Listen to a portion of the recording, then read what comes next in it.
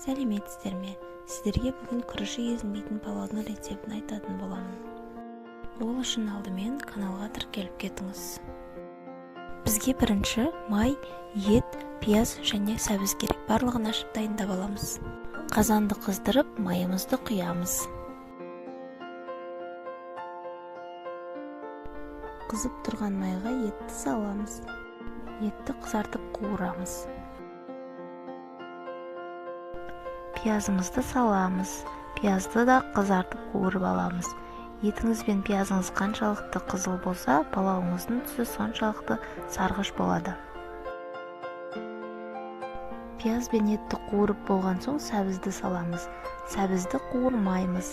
Үстінен бірден суымызды құямыз. Отты төмен қойып, суымызды біраз қайнатамыз. Суымыз қайнағанша күрішімізді бақтырып аламыз.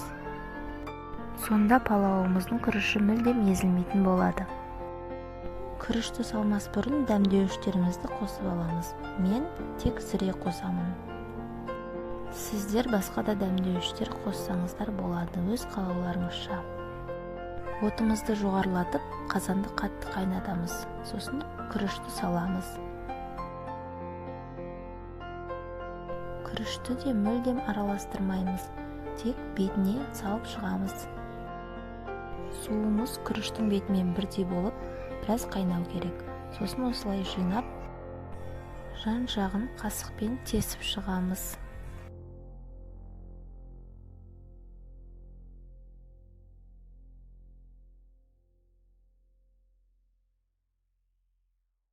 Жан-жағын тесіп болғаннан кейін үстінен су құямыз. Қайнап тұрған судан шамамен 1 пиаладай құямыз.